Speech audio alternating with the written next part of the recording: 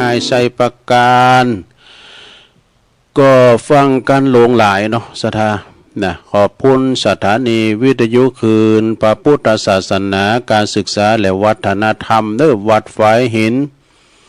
FM 104.50 เมกะเฮิรตซ์เนอะองค์ขลุงในเมืองก็ฟังกันมากโป่งหลงหลายเรียกว่าเป็นอันชุมชนคุณหลายนะครอบคลุมกันไปขอบคุณสถานีวิทยุมนเสียงธรรมในอยู่วัดบุพผารามเม็ดแจ่มบนเด้อนี่นะ FM 106.25 เมกะเฮิรตซ์เนอะขอบคุณสถานีวิทยาลัยสงฆ์นครลำปางนะวัดบุญญาวาสวิหาร FM 106.50 เมกะเฮิรตซ์เนอะลำปางก็ฟังกันโลงกันหลายนะเขลางนครเมืองใบบุญในลมโพในลมบารมีธรรมของหลวงพ่อเกษมเข็มมะโกเนาะวันนี้มาพบมาปะกันในธรรมกลางที่ว่าบดเด็ดเนอะวันนี้นะโอ้แต่ว่าวันซื้อนี่ฝุ่นตกมาเฮ้ยโคตรโตติมอกติมใจเด็ดถ้าใครโทรถึงกันก็ให้ยามเมื่อเจ้ายามเมื่อวันมันก็มีปีมีขุยฟ้าจะห้องฟ้าจะแมบมันจะไม่ลุมไว้ก็มีหรอตัวลุงก็เปิดพัดลมเนาะเปิดพัดลมไว้แล้วก็ก็ยิ่งว่าสีหนาวไว้เนี่ยเสียงดังโหหนาวเราปิดพัดลมปิดว่าฝุ่นตกว่ะตกลายเนอะตกลายเหมือนกันนะตัวลุงตื่นมาสักตีสองไปตีหนึ่งไปก็แล้วกันวันนั้นออกรายการเนาะโธ่พอดีก่อนนี่เฮาแล้วก่อน5 โมงเย็นแม่มกัฝุ่นนี่น้ำฝุ่นนี่มันเย็นน่ะสะท้าเนาะเย็นอกเย็นใจก็เวลาหยังก็ตามดาฮดน้ำโซนหยังก็ดาฮดมันตายได้เนาะก็เวลาฝุ่นตกมาเนี่ยมันเขียวหมดอยากก็เขียวหมดอ่ะตกมาสัก2 หาก็เอาละเนอเบยานี่หามดินออกกันเนอลงเนอเอามันเต้นอ่ะฉะนั้นมันบ่เย็นมี3เย็นหยาดเย็นฝุ่นเย็นใจเย็นหยาดนี่ก็คือมีการว่าขึ้นสู่ลุงหากันบ้านละบ้าควางกันลูกหลานตันเต่าหน้านุงสูงซ่องเคยยาเท่าเน็มลำทิ้งกันมีการไม่งานก็จวยกันไปตกตุกได้ยาก็จวยกันไอเนี่ยว่าเย็นญาติมีการเฟ้อเผอแผ่ซึ่งกันและกันไปเนาะแล้วก็ยินฝุ่นก็อย่างว่าในนี้เนาะฝุ่นตกมามันเย็นน่ะเย็นอกเย็นใจมันอยากจะเปียงน้ำฝุ่นหาแรกนี่ไปตรงอันน้ำฝุ่นเดินลงเด้อมันสำลักซาสางอันหมอกควันเนี่ยแล้วก็เย็นใจนี่ก็ใจเย็นจะใจเย็นใจจุ่มลงไปบใจฮ้อนนะคุณใจฮ้อนนี่บ่ดีสักอย่างเพิ่นว่า มันดีอย่างใดก็คือมันดีจุมาเด้ออันจะปวดไอเป็นตื่นลงเด้อเอาละตอนนี้ไปเอาบทนี้มาว่ากันเด้อลงเด้ออาจารย์เฉลิมชัยได้พูดได้เหมือนบทความนี้เลยครับอีนะอาจารย์เฉลิมชัยนะวัดล่องขุนนะอันนี้เป็นว่าคุกชีวิตนี่เป็นจะได้อายุมากแล้วยังติดคุกชีวิตน่าเวทนาขอหมอบหือผู้สวสูงวัยรวมทั้งตัวของเราเองรวมทั้งตัวเองซึ่งอาจติดอยู่ในติดอยู่อย่างบางอย่างใน10 ข้อนี่แหละเนี่ยมันเป็นจะได้สวนี่แปลว่าผู้สูงวัยเนาะสถาเนาะเป็นสวติดคุกไม่สุขสาร1ติดบ้านไม่ยอมทัวกลัวบ้านหายบางคนเดี๋ยวตึงไปไหนอยู่หออยู่เฮ้อน่ะเนาะนี่นะเปิ้นสังสรรค์กับเจ้าหมู่เล่งรุนก็ดึงไปไปห้อมเข้าไปแล้ว ไปพบปะกันเปิ้นพองเนาะไม่ยอมทัวกลัวบ้านหายมันจะไปหายไปไหนแต่2ละ2ติดหลานเลี้ยงแย่จนแก่ตาย เลี้ยงลูกเลี้ยงเขาแล้วมาเลี้ยงลูกเขาทำนี่นะมันถึงเป็นพยานซะนะ ถ้าพอนะเลงเขาอย่างเอี้ยกะ เลี้ยงเขาก็เลี้ยงหลานเขาเลี้ยงลูกเขานะเนี่ยมันถึงเสียจินลูกก็เหลือจินหลาน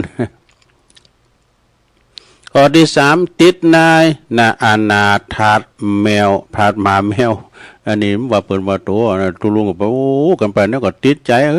อันบ่าตูนมาจะได้กินข้าวก่อนเนนเขาจะหือก่อนมันก็มีเหมือนกันนะปิ้นโหงเหมือนกันเนี่ยมันก็เฝ้าหอเฝ้าโหงเฮาไอ้น่ะเสียงกับมันหลายเตือละลุง ไปเงี้ยเปิดเดี๋ยวนี้ดีละเดี๋ยวนี้มันเย่ละมันเถ่าแล้วนะขิวมันทั้งตัวค้อนแล้วก็เนี่ยติดมาแมวเนี่ยนะศรัทธาญาติโยมแต่ว่าตุลุงวันนี้เมื่อไหร่เนาะอันเขากำมาอยู่เนี่ยนะพุทธเจ้าทำนะได้อยู่ได้ปีกไปไหนก็เขาไปอยู่แมวเลย ก็เขาไปอยู่หมา มันจะคือมันเป็นกูกรรมกูเวรเขาได้การห้อมมีเขามันก็งอมนะเขามีมันมากันมาเขาก็อู่จ้ากับมันฟังหูเลิงเขาหมูไอ้น่ะเขาก็อู่ไปน่ะขี้ไปไหนมาบ่า เยี่ยมันอย่างหูเลิงแล้วไม่ก็ทำหูเลิงมันห้องจื้อมันปุ๊บไปนะมันเหลียวปั๊บแหละมันเหลียวมันหูจักจื้อมันอ้าวแล้วก็ถาดมาแมวสี่เหรอสี่นี่ก็คือติดไม้กระถางติดไม้กระถางวางรอบบ้านอันนี้ก็ติดดอกนะตุลุงก็ปิ้นโหงจักไข่นะพอดีฝนตกมาเขียวควิดเฮ้ย มันได้หดหลายวันก็ตุลุงมาแย่ว่าเนี่ยมันปลูกเนี่ยเป็นปลูกดอกกันปลูกมันนี่ปลูกหอมโดนพักไฟจักไข่โหขาเนี่ยมันเข่ากันพอโนเวลาว่ามัน กันเวลาฝนมีการไม่งานนะทำอาหารเอาไหนเอาไปเอาจักไข่ที่ตุลุงปลูกบนไหนมันเป็นจีดอกจักไข่ในก่อนเปิ้นเอามาหือแล้วก็อันหลวงพ่อเปิ้นเอายางรถก็ซื้อมาปิ้งกระถางนะเปิ้นความจริงเปิ้นปลูกดอกไม้นั่นก็เอามาใส่กระปลูกจักไข่หรือปลูกโธ่เขียวกวิดติดกระถางวางรอบบ้านเอา5เหรอติดงานจนวันนี้ไม่มีแผ่วก็งานมันติ้มบ้านติ้มจ้องเนาะงานเล็กๆน้อยๆ6ติดหมอนัดทุกวันอยู่นั่นแล้วอันหมอนัดนี่มันถึงก้านโมเนอร์กันว่าวันนั้นอยู่วางหมอนัดเธอไม่ได้ไปหาหมอบุญหมอนัดนี่ทิ้งเตะตุลุงก็นัดเหมือนกันนะเดินหน้าบุญ มีนา7เหรอ6นี่หมอนัดเนอะ7เหรอติดแกลวกับคนป่วยช่วยดูแลหุ้นเฮานี่ต้องปึงปาอาศัยกันเนอะกันปอมสบายก็แม่พอกันแม่มสบายก็ปอพอกันนะกูชีวิตกันลูกหลานเนี่ยโอ้ยสำเร็จมันจะมาไก่ก็ได้ปึงปาอาศัยกับกูชีวิตเนี่ยเนอะหันมาไล่แล้วนะอันที่ว่าเปิ้นได้ปึงปาอาศัยกันนี่นะโปขี่โปโยนะสมาเด้อมันถึงได้ปึงกันเนี่ยซะละปึงกูชีวิตเนี่ยก็เดียวแล้วก็8อันนี้ติดป่วยติดเตียงเนาะ8ติดบ่วงห่วงลูกติดบ่วงลูกห่วงใยไม่ให้เที่ยวไปเมื่อไหนแม่พอเฮือนเนอะ เฝ้าเฮือนเนอะได้เฝ้าเฮือนนำแล้วไม่ได้ไปไหน อันเขาก็ไม่ในตัวอาหารนะขยางเพื่อก็กินเนอะ มันสั่งว่ากินน้ำพริกตาแดงก็ไม่หั่นแคบมันก็ไม่หั่น ตุลุงไปอู่ด้วยไหนกับว่ากินข้าวกันน้ำพริกกับตาแดงกับแคบมันเพื่อใครหัวแสบว่าเปิ้นว่าแคบหมูกับตุลุงมันว่าเหมือนกันได้กันข้อที่9เนาะติดเหนียวกลัวเงินหมดจะอดแย่เนี่ยรักษาไว้ตัวเนอะรักษาไว้เตอะพร้อมหยังเวลาเฮาลุ่มหายใจจากนี่กิเสร็จเกี่ยวมาลุ่มหมดอ่ะ ว่าขยันฉันก็กินกะเด้อโอ้นางเอ๋ยแม่นี่ขยันกินแกงผักหวานใส่ไข่มด ก็คือเขาไว้ซื้อไว้เนาะกินมาจิตยังกินมาดังสาบเนี่ยลุงเอ้ยติดเหนียวโกงเงินหมดอดแย่ แต่ตั้งมันไปหมดทำไดมันก็มีมาทำ10ข้อที่10เลยสุดท้าย ติดเตียงตอนสุดท้ายเสียดายแลนะสุดท้ายนี่ซะท่าผมได้ไปไหนที่ไหนนะโอ้สุดท้ายมาเขาก็ติดเตียงไปเอะนะแล้วก็สุดท้ายเสียดายแย่แล้วก็วงเล็บเพราะว่าส่วนคนแก่ติดวัดไม่ขัดใจทิ้งคุกเถิดเปิดประตูสู่โลกกว้างพบเพื่อนบ้างย้อนวันอันสดใสทั้งกินเล่นเต้นลำท่องเที่ยวไปเช้าวันใหม่ไหลหากันให้บันเทิงจบสดาขอทาดูได้เนี่ยอันนี้มันเป็นขอคิดเหมือนกันนะสดาญาติโยมทั้งหลายเอาแถมบทหนึ่งอันนี้ก่อนเน็ตนะแกเด้อสดาเด้อ จะเป็นไหวสวก็เหมือนกันนะอันนี้นะสุขใครสุขมันเนี่ยตัวลงมาสอบเพลงให้เพลงนำก่อนนะเพลงบักเก่านะสุขกันเธอเราเศร้าไปทำไมนะอันนี้วัยเกษียณบนน่ะลงเนาะ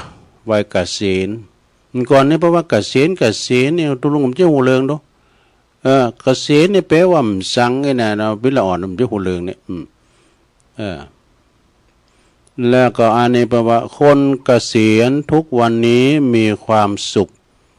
ที่ไม่เหมือนกันเกษียณหมายความว่าเปิ้นอันหมดอายุราชการนี่กันเนาะ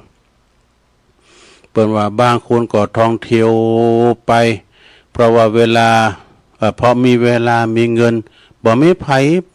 พะวงแน่นี่เขาท่าเด้อเงินทั้งชีวิต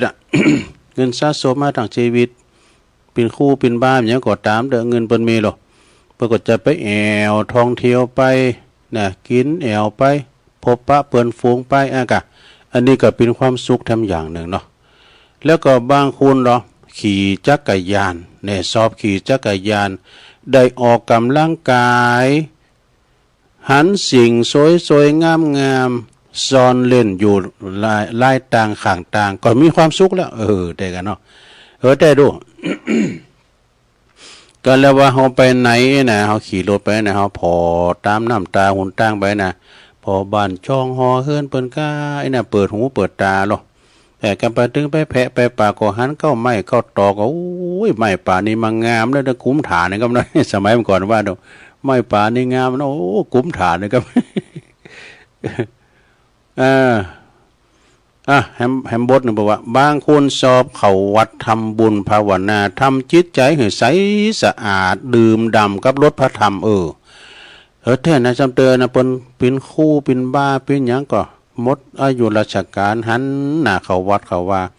เป็นที่ปรึกษาของตุหลวงเจ้าอาวาสก็เธอก็มาเป็นผู้ที่ดึงดูดคุณเข้าวัดเข้าว่าก็นะเพราะว่าเเป็นผู้นำคุณมาเก่าเนี่ยยังก้ำเนี่ยเปิ้นเจอถือโลนะเปิ้นเจอถือแล้วเธอก็มาเป็นไวยาวัจกรวัดก้านะมันจะว่าเปิ้นมีทิฏฐิสูงนะเธอเปิ้นจะไปวัดก็อันตุเจ้าเนาะก็เป็นลูกศิษย์นี่ปอนะนี่ ก่อนนี่ลึกโปโตตูตัวเนี่ยอันนี้ก็มันคุณละประเด็นนะเนาะต่อไปบางคนเนาะบางคนในสอบทำสวนปลูกพักปลูกพืชเป็นแล้วก็เป็นงานอดิเรกแสนวิเศษแน่ปลูกพักปลูกไม้ก็ดีเหมือนกันนะซะนะแล้วก็อย่างน้อยก็เอาไว้กินนะเหลือกินก็ขายเนาะบางคุณเป็นผู้ที่ทำคุณประโยชน์เนอะกับสังคมอุทิศตนสาธารณกุศลนะจิตอาสาดูผู้ที่อุทิศตนกับประเทศชาติเนี่ยเป็นมงคลระดับมันสมองเป็นทรัพยากรที่มีกาเนอะดูสถาจิตอาสานะสถาญาติโยมทั้งหลายเนี่ยบางคนก็จอยเล่งดูหลานนี่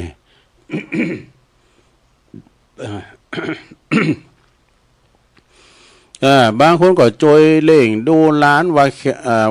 เขาว่าแขนงแรงกว่ากิ่งจริงหาแขนงน่ะแล้วก็บอกว่าเป็นความสุขที่ จวยลูกสุดที่หักแล้วก็เฝ้าดูการเจริญเติบโตของเลือดเนื้อเชื้อไขนี่ขอความสำเร็จของลูกของเต่านะลูกเนาะ แต่ต่อไปบางคนได้ดูแลสามีกาภริยาสุดที่หักเนี่ยนะจัดว่าประเสริฐยิ่งหนักเด้อดูแลคนที่เคยรวมทุกข์รวมสุขรวมบุญบารมีกันมานะประวัติธรรมหู้วะน้ำตาลไม่มีในวันคลายรสหวานเนี่ยสถานะอย่างตัวลุงวามเจ้านะผู้ที่ดูแลกันเนี่ยนะก็กูข่างเต็มคิงเท่านั้นแหละ กูข่างเต็มคิงก็คือกูชีวิตเนี่ยแหละไปละไปนั่นกันเด้อลูกเต่านี่กันมันไปแล้วก็กันมันได้ลูกได้โพได้ลูกได้เมแล้วมันก็ไปสุดดำของมันนะมันบ่เหมือนกันนะเขาก็มีลูกมีครอบครัวเขาก็ไปอยู่กับเขาปุ่นบางคนนะก็ปีไหนแรกไหนก็มาหาพ่อหาแม่เธอหนึ่งนะจะมาหาแม่ก็โอ้มันมีเงินเด้อนะนะมีเงินแล้วแต่ไปหาแม่มันมีเวลาเลยนะมีตึงเงินมีตึงเวลามาให้แม่แม่ไปสวรรค์ให้แล้ว บางคนไปดูแลบุพการีนะโชคดีที่สุดที่ได้ปลนนิบัติพระอรหันตาหรือว่าพระในบ้านสุขตีได้ทำเปิดทานก่อนที่จะสายเกินไปนี่บุญกุลของพ่อของแม่ช่วยเปิ้นเจ็บปินยินอุ่นนอนเนาะนอนติดต่างติดเต้งก็ไปอยู่ไปคอยเนอะไปอยู่ไปคอยไปผอไปคอยป่อนข้าวป่อนน้ำเอาผ่าเจ็ดเนอเจ็ดโตกำลังใจเปิ้นอุ้มลูกปุกนอนเนอะนะอุ้มลูกปุกนอนบางคนมันก็เฮียเนาะโอ้อยู่ไหนก็กลุ่มหันกานะนะก่อนให้เพิ่นไปอยู่ห้องยานะปอก็ดีแม่ก็ดีไปอยู่ห้องยานี่เพิ่นปันเวรกันไปเฝ้าหรอปันเวรกันไปเฝ้าอย่า จะนั่นก็เป็นพระในบ้านเฮาเนาะพระเจ้าคินเฮาจะไปละเด้อไปผอไปกอยไปอยู่ไปกอยเปิ้นนะเนี่ยนะเป็นเจ้าหนี้ใหญ่ของเฮาบางคนมีสวรรค์อยู่ในบ้านแน่แค่เอนกายเปิดเพลงเบาๆเขาก็ว่าสุขแล้วนี่แต่กันเนาะสุขแล้วนะบางคนได้ลิ้นดนตรีห้องเพลงมันเป็นสิ่งที่หักเปิดผ่อนคลายแล้วก็มีความสุขละนี่บั้นปลายชีวิตแตกต่างกันเฮาบ่จำเป็นที่จะต้องเหมือนไผแล้วก็เอาอย่างไผสุขไผสุขมันสุขในสิ่งที่เฮาทำนี่อ่านแล้วก็เพราะว่าสุขไผสุขมันส่งต่อนี่นะจะถ้ายินดีเนอะที่เพิ่นสูงมานะมันอยู่ในอินเทอร์เน็ตนี่จะได้ญาติโยมทั้งหลายเอาละอันนี้ก็จบไป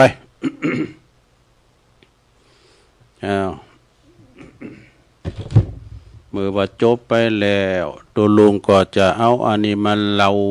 สู่จูกันฟังเด้ออันเป็นที่นิยายธรรมอันนี้เป็นมาในธรรมเด้อสัทธาเนาะมาในธรรมอันเป็นจะได้เปิ้นก็บอกว่าพระเรื่องพระอคิทั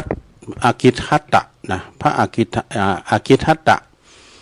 พระอคิทัตตะปุโลหิตออกบวชโดยลำพังนี่คือเป็นบวชโดยว่ามีไผหู้ไผหันมันพี่จะได้ก็ลองฟังพอได้ลงเด้อ คือพระอคิทัตนี่นะพระอคิทัตนี่นั้นเป็นปุโรหิตของพระเจ้ามหาโกศลนี่เมื่อพระเจ้ามหาโกศลสวรรคตไปแล้วพระราชโอรสก็ได้เสวยราเตนทรงพระนามว่าพระเจ้าปเสนาธิโกศลนี่พระเจ้าปเสนาธิโกศลนี่ก็ยังทรงตั้งอยู่แล้วยังทรงตั้งปุโรหิตนั่นไว้ในตำแหน่งเดิมนะแล้วก็ทรงแสดงความเคารพมาโดยทรงหันว่า ปุโรหิตของพระราชบิดาส่วนว่าปุโรหิตเนี่ยก็จึงคิดว่าพระราชาองค์นี่ทรงเคารพเฮาเกินไปแล้วนะเพิ่นเคารพนับถือเฮาเกินไปแล้วเฮาบ่อาจระวังนำพระหฤทัยของพระราชาได้ปิ้นนิดไปนี่เพราะว่าพระราชายังทรงพระเยาว์ยังปิ้นหนุ่มอยู่นี่นะการปิ้นพระราชารวมกับผู้ที่มีวัยเสมอกันเนี่ยจึงจะสบายกว่าเนี่ยส่วนเฮานี่แก่แล้วรุ่นปอเขาก็ รุ่นปอเพิ่งเกิดนี่นะก็ควรจะหลีกออกมาให้คนรุ่นใหม่ไปปิ้นแทนเฮาจักไปโบสถ์นี่จะไปโบสถ์เป็นพระฤาษีจีไพกึดได้อย่างอันแล้วเนาะก็ทูลขออำลาขออนุญาตไปโบสถ์เป็นพระฤาษีจีไพอยู่ในป่าหิมพานต์เมืองเรานะพระราชาก็จางวิยะเยจะได้ก็เลยอนุญาตก็มีพวกบุรุษโบสถ์ตามไปถึง10,000 คนบทดูโอ้ก็ไปบวชทั้ง10,000 คนการบวชข้างนั้นบวชลำพังนะมีใจใจกันบวชตามพระพุทธศาสนาเด้อนะบวชตามลำพังตนเองเด้อผมจะได้สวดยัดยันสุนาตุเมอย่างนั้นนะ อันนี้เป็นน้ำลัทธิเนาะบวชแล้วก็ไปอาศัยอยู่ตีระหว่างแคว้นเวนแคว้นอังคะแล้วก็มัคคะทะหรือว่ามัคคตกับกุลุต่อกันได้คือโอวาทแก่โภกสิทธิ์ทั้งหลายเด้อนะหัวหน้าประกอบคือโอวาทแก่สิทธิ์ทั้งหลายผู้ได้เกิดกามวิตกเป็นต้นเด้อคือผู้นั้นไปขุนทรายมามาถอกลุ่งตรงนี้เนอะนี่นะไผเกิดไปตังกามมาคูณกามอย่างก้าเนี่ยก็ความโทษตัวเก่าไปคูณทรายมากองกันนี่นะพวกลูกศิษย์ก็ทำตามไปนะเวลาเกิดวิตกกามวิตกเป็นตุนนะก็ทำตามคำสั่งของอาจารย์ทุกประการในกาลต่อมาปลายหลังนี่ก็จึงได้มีของเจดีย์ทรายอันใหญ่ขึ้นเนอะแล้วก็มีพญานาคตนหนึ่งนะชื่อว่าอาหิชตะนะ พญานาคนี่ชื่อว่าอาหิชตะก็ไปโหงแหนของเจดีย์ทรายนั้นปิ้นยิงหนักเนอะพวกชาวอังคะมัคคะชาวอังกะแล้วก็มัคคตแล้วก็เจ้ากุลุก็ได้ไปถวายต้านให้แก่นักบวชพกนั้นทุกเดือนเนี่ยไปหือต้านกูเดินนะอากิทัตเนอได้สอนลูกศิษย์ลูกหาแล้วก็สอนคุณต่างหลายว่าจงปากันนับถือเนอลูกศิษย์ต่างหลายนะจงนับถือเอาภูเขาปินสารนาตีปึงเอาดอยปินตีปึงวะมันจะปึงได้วะแล้วก็เอาป่าปินตีปึงเนอะวะแล้วก็นับถือเอาโสนลำไยลำไยมันโสนได้มีลำไยเด้อก็ปินโสนหมู่ไง เอาโสนปินตีปึงเนอะนะแล้วก่อนนับถือตุนไม้ใหญ่ปินตีปึงเนอะวะดู จึงจักป้นตุกทางปวงใดนี่ทางใดสั่งสอนพวกลูกศิษย์ก็เหมือนกันอย่างนะสอนถึงเจ้าบ้านสอนถึงลูกศิษย์ที่มาโบสถ์ด้วยเป็นหมื่นตุนในเวลาต่อมาพระพุทธเจ้าของเขานี่จึงได้เกิดขึ้นในโลกปนบางเกิดขึ้นในโลกแล้วก็เมื่อทรงแลเล็งหันอุปนิสัยโภกของโภกอากิทัตว่าโอ้การเฮาไปโผล่นี่กว่าเขาก็จักได้สำเร็จเป็นพระอรหันตาทั้งสิ้นเลยเนี่ยพอถึงเวลาเย็นแรงมาแล้วเนาะจึงตรัสคือว่าเปิ้นสั่งเฮโมคคัลลาพระโมคคัลลานี่เปิ้นมีฤทธิ์เดชนักเนาะ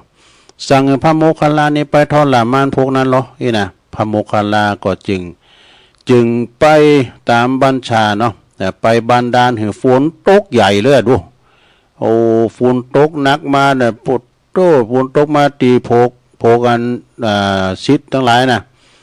พวกตีเปิ้นปำเป้งปารมีฤาษีทั้งหลาย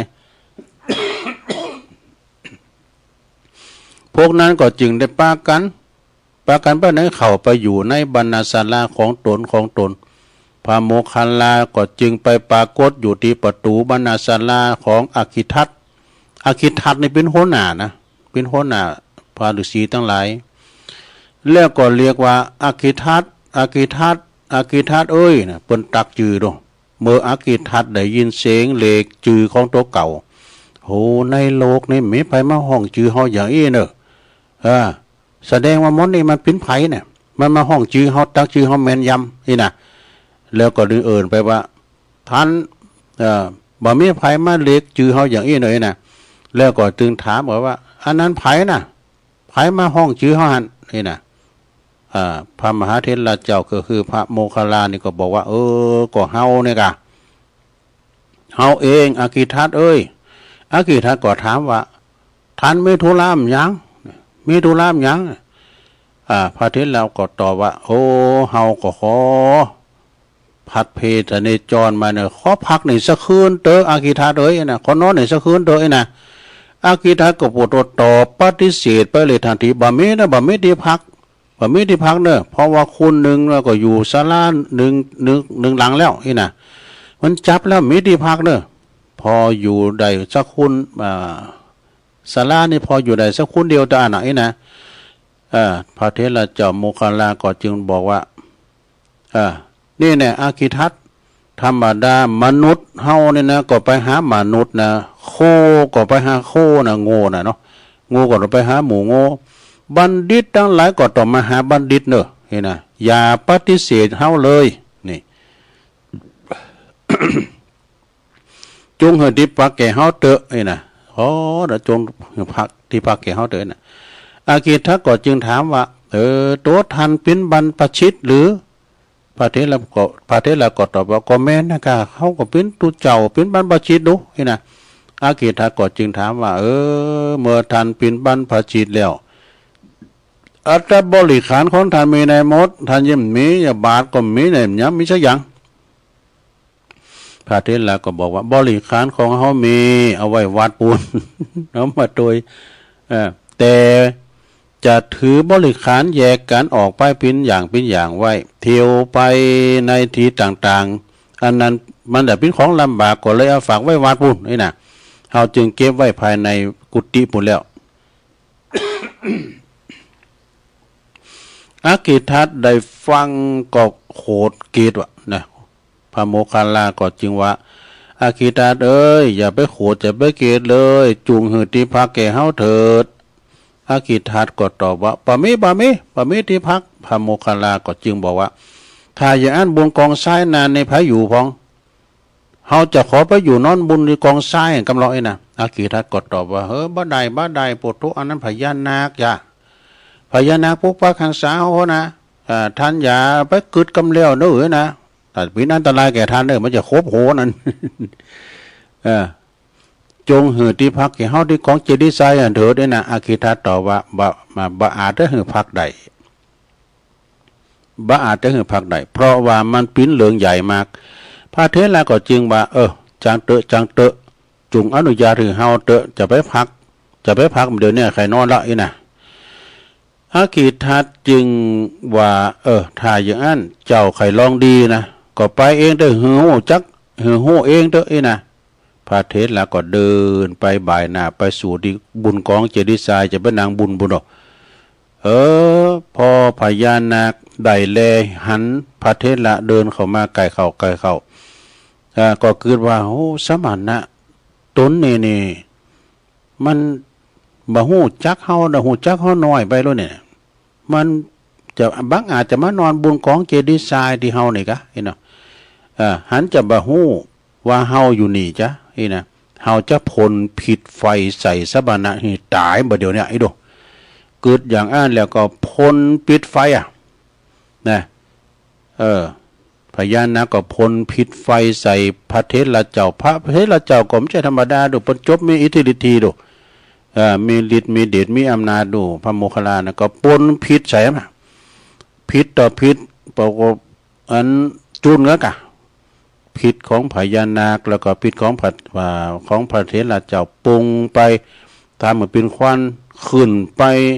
ตลอดถึงพรหมโลกปุดดุพิษนะไฟมันหวันกันนะ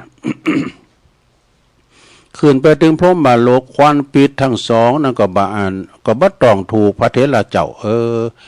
พระเถระเจ้านี่ต้องถูกไฟสักหน่อยเด้อแต่พญานาคฝ่ายเดียวถูกไฟเนี่ยเมื่อพญานาคถูกไฟแล้วก็ทนบ่ไหวละทนบ่ไหวจึงบันดาลให้ไฟลุกปิ้นเปลวขึ้นมาแถมดูอำนาจมันก็นักนะพระเถระเจ้าก็เลยเข้าเตโชธาตุกะบันดาล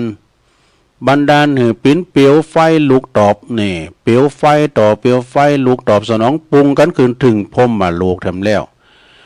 ถึงพรหมโลกถ้าแต่บ่ถูกพระเถระเลยแม้แต่น้อยแต่ว่าพญานาคฝ่ายเดียวเนี่ยมันถูกนะปุตูขั้นว่าโตของพญานาคก็ปิ้นเหมือนกับถูกเผาโดยคบเพลิงดูงอปิ้นกุ่งไปกะ พระฤาษีก็ปากันยืนพอโตเข้าใจว่าพญานาคเผาแล้วบ่เจอเฮาฟังเฮากันนี่ใครลองดีก็ให้นะปุโตโดนแล้วเฮ้ยนะตบมือกันเศร้าแล้วกะ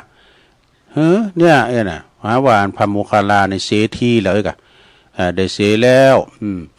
เมื่อพญานาคสู่บัดได้ก็ยอมแป่นี่พญานาคยอมแป่ยอมก้านฮะ พญานาคก็ได้นิมนต์พระเถระนะขึ้นไปนางบุญกองทรายเลยเอาไปนางเด้อนะไปนางบุญกองทรายโซนตัวเองก็โคตรขนดเนอะโคตรขนดหางปั้นหลอบกองเจดีย์ทรายปีนเจ้นขึ้นไปแล้วก็แผ่พังพานนะเหมือนงูเห่ามันปื้อคออ่ะแผ่พังพานใหญ่เต่ากับภาษาทดูเต่ากับภาษาทกันนะ แล้วขึ้นเบื้องบนพระเถระเจ้าจนตลอดทั้งคืนแน่เป็นบังฝุ่นเนี่ยแผ่พังพานปกเก่าเกศาของพระเถระเจ้าขึ้นมาพวกมูลฤาษีก็รีบโจรกันไปดูละเสียดบ่กองดองแล้วโอ้ยเนาะก็ได้หันพระเถระนั่งอยู่บนกองทรายนี่มานั่งอยู่บนกองทรายพร้อมกับพนมมือขึ้นไหวถามเนี่ยถ้าฤาษีทั้งหลายนะยกมือไหวถามว่าท่านสมณะสมณะแปลว่าผู้สงบพญานาคบ่เบียดเบียนท่านเลยหรือนะพระเถระก็ตอบว่าพวกเธอก็บ่หันกะเนี่ย พวกเธอบ่หันกะพญานาคได้แผ่พังพานเนี่ยโตใหญ่กว่าปราสาทบังเฮาอยู่นี่เบื้องบนนำหันกะเนี่ยพวกนั้นได้หันดังนั้นแล้วก็ปีนอันสัจจจันใจแต่ปีนว่าอัศจรรย์ใจแต่จึงปากันยืนล้อมอยู่นะยืนล้อมอยู่ในขณะนั้นเนี่ยพระพุทธเจ้าของเฮานี่ก็เสด็จไปปรากฏตีหันทันทีพระเถระก็เลยรีบลุกยืนขึ้นตอนถวายบังคมตอนรับพวกพระฤาษีก็เลยถามว่าท่านผู้นี้ยังใหญ่กว่าท่านหรือกะเห็นโอ้พระฤาษีเข้าใจว่าอันพระโมคคัลลาก็เน็ตแล้วแปลว่าเก่งหรือพระโมคคัลลาก็ยังมีอยู่ใกล้กะ พระเถระก็เลยตอบว่าโอ้ท่านผู้นี้นะเป็นอันบรมครูเฮาเด้อน่ะเป็นครูของเฮานะเฮาเป็นลูกศิษย์ของท่านเด้อส่วนว่าพระพุทธเจ้านี่ก็เสด็จไปนางอยู่บนกองทรายเหมือนกันเด้อพวกฤาษีก็ยิงปากันนึกอัศจรรย์ใจแน่นึกอัศจรรย์ใจยืนประนมมือไหวยกมือไหวพระพุทธเจ้าอยู่ทั้งนั้นนี่พระพุทธเจ้าก็จึงถามว่าอาคิทัสพระอาคิทัสว่าถามว่านี่แน่อาคิทัสเธอสอนโภกสาวกของเธอเนี่ยที่เป็นอุปถากเนี่ยสอนว่าอย่างไรโอ้อาคิทัสก็ตอบว่าข้าพเจ้าก็สอนเขานับถือภูเขานับถือป่าไม้นับถือโซนนับถือส่วนอุญญาณแล้วก็ไม่ใหญ่ไม่หลงไอ้กะสิ่งเหล่านี้จะทำให้ปนทุกข์ได้ทั้งปวงนี่พ พระพุทธเจ้าก็ตอบว่าถูกบ่ถูกเนอะอาคิทัตเด้อเธอสอนอย่างอี้บ่ถูกผู้ตินนับถือ เหล่านี้นะบ่ป้นตุกใดเนอะบ่ป้นตุกใดส่วนว่าไผผู้ใดที่นับถือพระธรรมพระสงฆ์เป็นสรณะที่พึ่งจึงจักพ้นจากทุกข์ในโลกนี้ได้ทั้งสิ้น แล้วก็แสดงธรรมต่อไปนะแสดงธรรมต่อไปเมื่อจบพระธรรมเทศนาเมื่อจบการเทศนาธรรมของพระพุทธเจ้าแล้วเนาะพระฤาษีทั้งหมด80,000 ตนมีอาคิทัตเป็นประธานหัวหน้าเนาะก็ได้สำเร็จเป็นพระอรหันต์ว่าขันอภิสัมพิธานี่แล้วก็จึงขออนุญาตขอบั้นพระชาเป็นเอหิภิกขุนะคือพระพุทธเจ้าบวชให้ทั้งสิ้นนี่พอดีนะพอดีในวันนั้นโภคของเจ้าบ้านกะเป็นวันโภคเจ้าบ้านที่เจ้าบ้านเมืองเจ้าบ้านเจ้าเมืองทั้ง3 แคว้นเนี่ยได้นำเอาเครื่องสักการะบูชาจะเอามาถวายพระฤาษีทั้งปวงที่บนโบสถ์ทั้งหมดนั่นนะก็จึงเกิดว่าพราหมณ์อาคิทัตเนี่ยของเฮาเนี่ยปิ้นใหญ่หรือว่าสมณนาโคดมปิ้นใหญ่กันเนี่ยเจ้าบ้านมา2 ใจ 2 คอสลังสังกาทำแล้วก็เลยลงความหันว่ามันต้องเป็นอาคิทัตอาจารย์เฮากับปิ้นใหญ่อ่ะนี่นะต้องเป็นอาคิทัตอาจารย์เฮาปิ้นใหญ่แน่นอนนี่นะเพราะว่าพระสมณโคดมมาหาถึงเตียนี่นะพระพุทธเจ้าทรงทราบความคิดของพวกนั้นเจ้าบ้านพวกนั้นก็จึงตรัสขึ้นว่าอาคิทัตอาคิทัตเธอจงตรัสความสงสัยของประชุมชนทั้งปวงเนาะอาคิทัตก็จึงทูลรับว่าพระเจ้าข้าเนาะแล้วก็เหาะ แล้วก็เหาะขึ้นไปได้1 โจตุนตานสูงนะแกเนอะเหาะขึ้นไปโจตุนตานแล้วก็ลงมาถวายบังคมกราบพระพุทธเจ้าแล้วก็เหาะขึ้นไปแถมอีกข้างหนึ่งได้อยู่2 โจตุนตานตลอดถึง7 โจตุนตานดูแล้วก็ลงมาถวายบังคมกราบเป็นข้างไปแล้วก็ประกาศว่าพระพุทธเจ้าเป็นพระบรมครูของเฮาเป็นสาวกของพระพุทธเจ้าดังนี้นี่ เรื่องนี้นะเพิ่งก็มีความสำคัญอยู่ว่าที่ปึงงานประเสริฐสูงสุดจริงๆนั้นมีแต่พระพุทธพระธรรมพระสงฆ์เท่านั้นผู้ที่เริ่มใส่นับถือพระพุทธพระธรรมพระสงฆ์ประเสริฐสูงสุดในโลกแล้วตั้งใจนับถือทั้งตั้งใจกระทำตามคำสั่งสอนจนได้สำเร็จมรรคผลนิพพานก็พ้นจากทุกข์ทั้งปวงได้เนี่ยแต่จะเป็นอันนับถือนะแต่จะเป็นอันนับถือพระพุทธพระธรรมพระสงฆ์เป็นตีปึงนันหูต้องหู้เรื่องนะต้องหู้เรื่องประวัติเนาะพระพุทธพระธรรมพระสงฆ์ได้อย่างละเอียดนะกว้างขวางว่าพระพุทธเจ้าพระธรรมเจ้าพระสังฆเจ้าได้แก่ไผได้แก่สังวิเศษดีวิเศษอย่างใด บัจจัยเพียงแต่เปล่งวาจาออกไปนับถือทำตามผู้อื่นเท่านั้นบัจจัยจบเลยสินะนี่นะปินนั้นชาดกมาในธรรมศรัทธาญาติโยมทั้งหลาย คำเดียวตุลุงก็จะเอามาเล่าในชั่วโมงที่2แถมอย่างหนึ่งเนาะศรัทธาญาติโยม ในชั่วโมงที่2ก็มีเรื่องเราเห็นเราแถมอยู่ยังมีแถมอยู่อันนี้เอาอเนียมกรรมกันเด้อศรัทธาจะเอาหัวใจเศรษฐีกันเนาะ มาในนวโกวาทหัวใจเศรษฐีอุอากัสสะนะกันเนาะ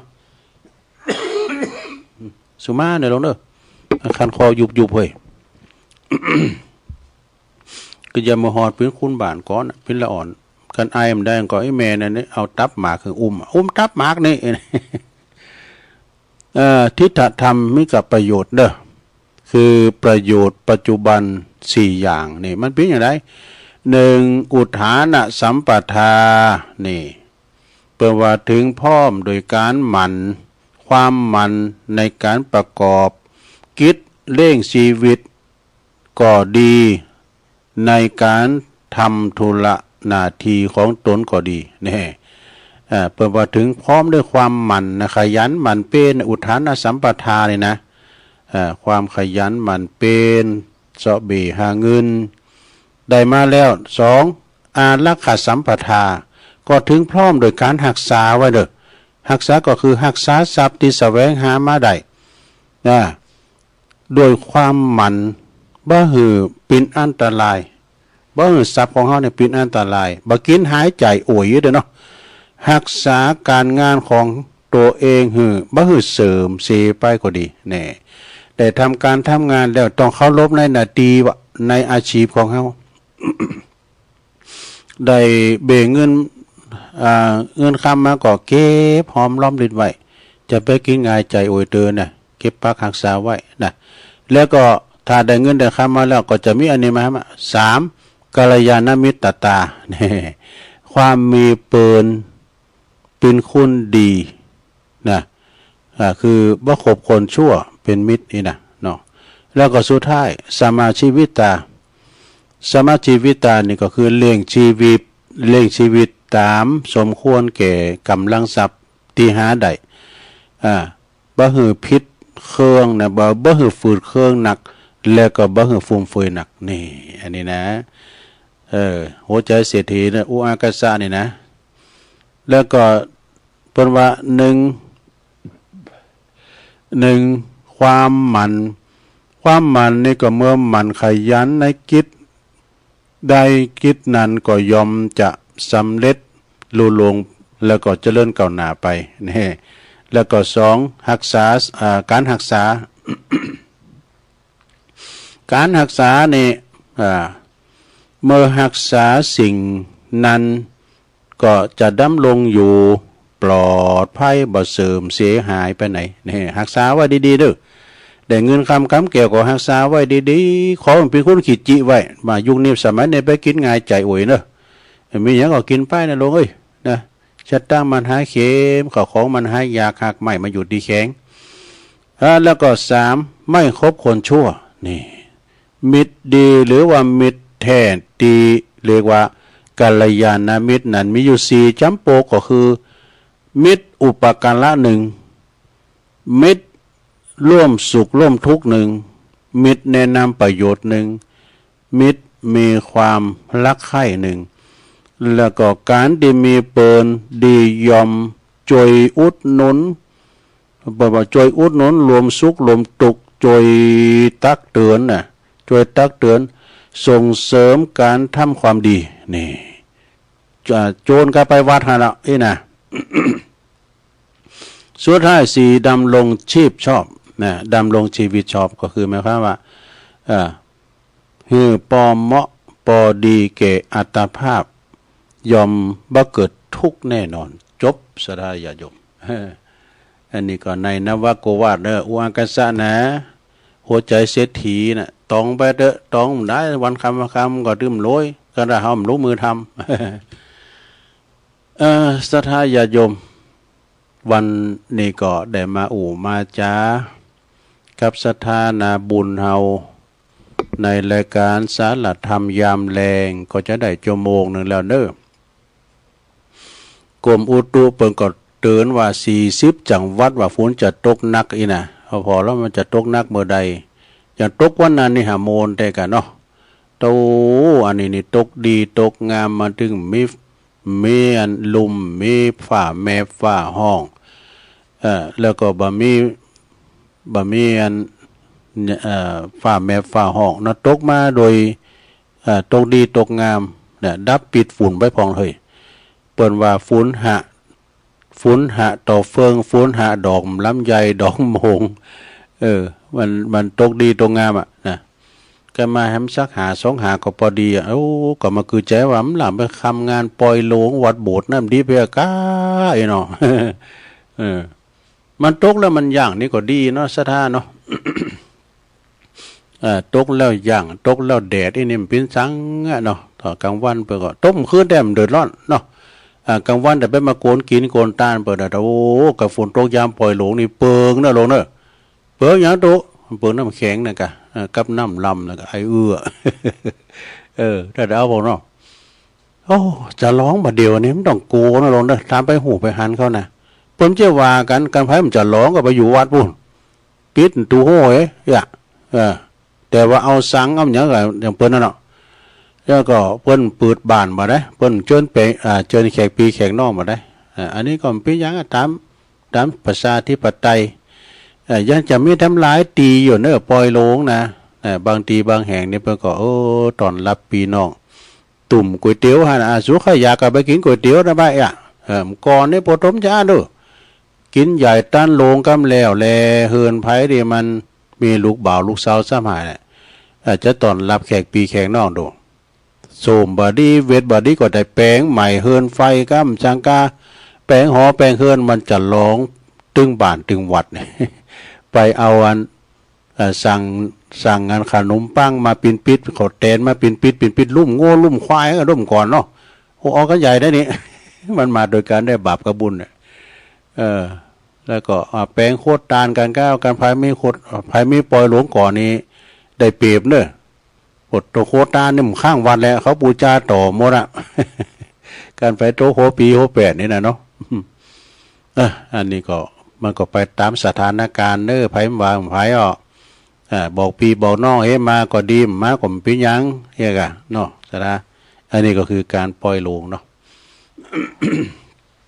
ก็เดียวกันสถาญาติโยมทั้งหลายตุลุงจะย่างกินน้ำให้ก้ามกันเนอะคอแห้งยาวๆเหมือนกันเนาะก็เดียวมาอุกันต่อในชั่วโมงที่สองก็เดียวตุลุงยกย้ายแค่ตีก่อนนะนั่งมึนไปก็เจ็บแอวเนาะก็เดียวจะมาอุกันต่อเด้อ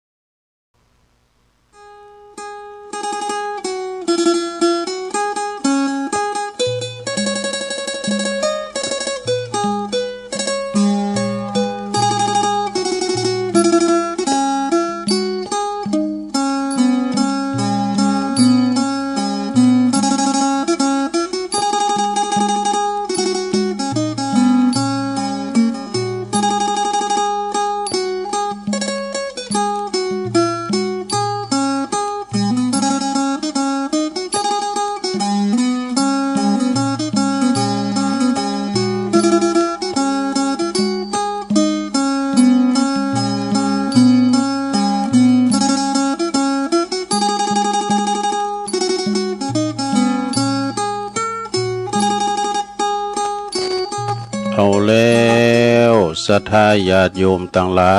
ยเนาะตุลุงก็ได้พักเบรกโยกย้ายค่ายตีพอนางมึนลำไปเนาะอยู่เสียนชื่อสายทำคิดธุระส่วนโตมันนางจิบน้ำเขาลุงคอแล้วก็มาอู่กันต่อในชั่วโมงที่สองขณะนี้ตันตั้งหลายก็กำลังฟังรายการสารธรรมยามแรงยามบ่ายดำเนินรายการโดยตู้ลุงยองมานางอู่นางจ้าในภาคตอนบ่ายวันนี้เนาะ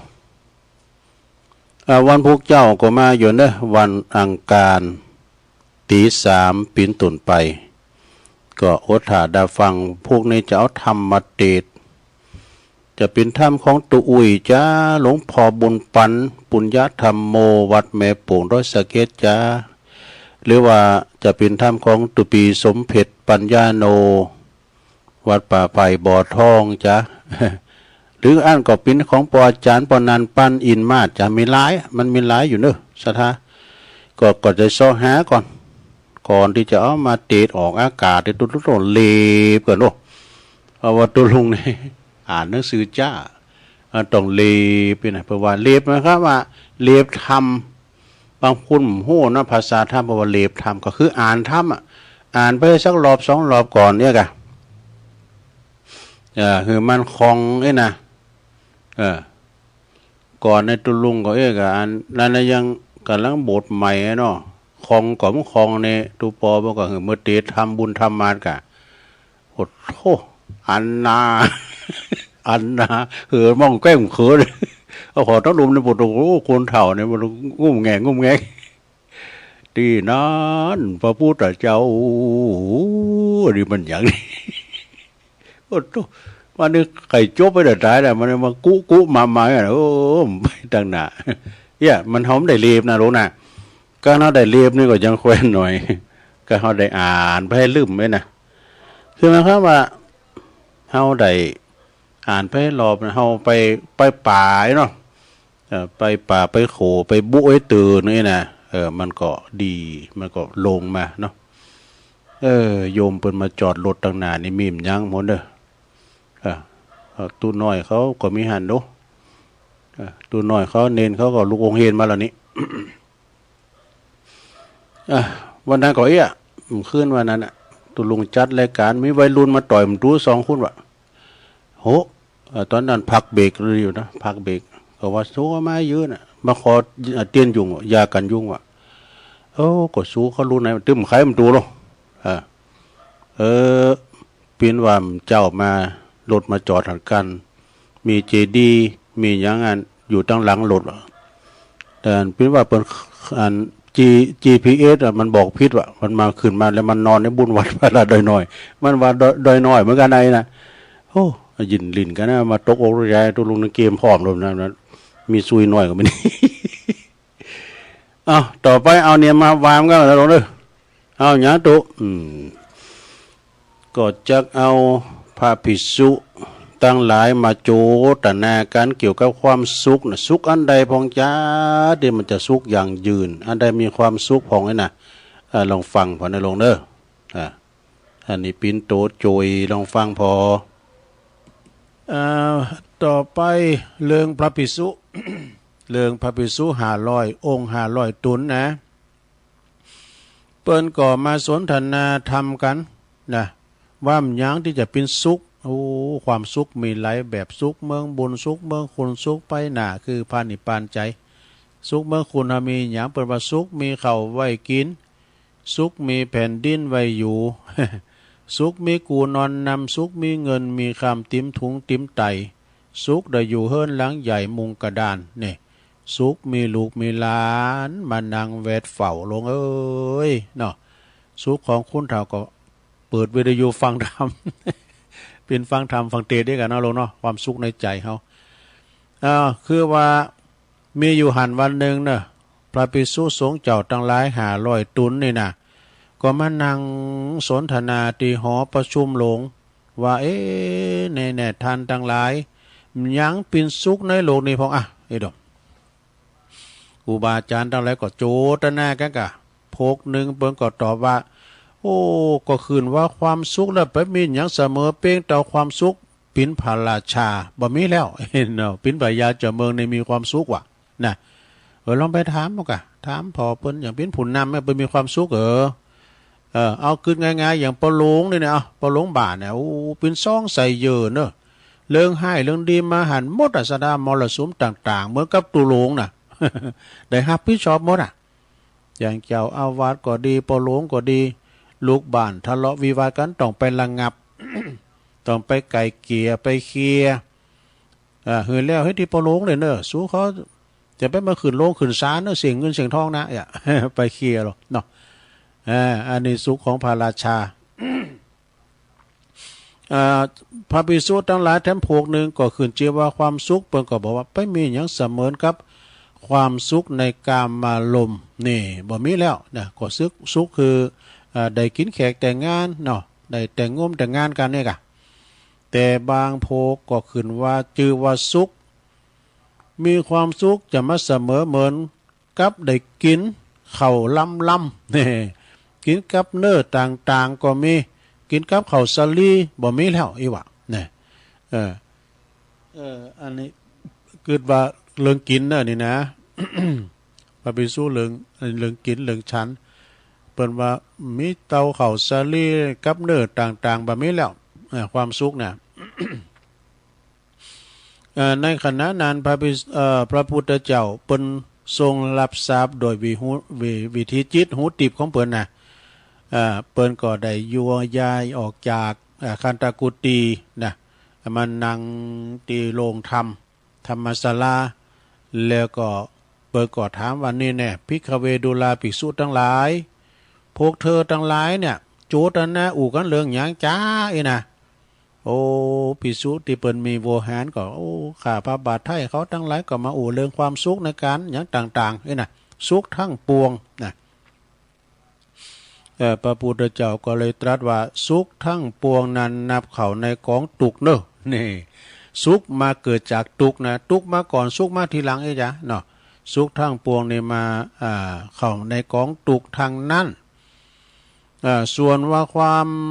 วามเกิดขึ้นแห่งพระพุทธเจ้านะนี่อยากหนักเนอะการได้ฟังธรรมของพระพุทธเจ้าการพร้อมเพรียงในของคณะสงฆ์การภาคเพียรของผู้พร้อมเพียงกันเนี่ยเหล่านี้ก็คือความสุขในโลกดังนี้นะ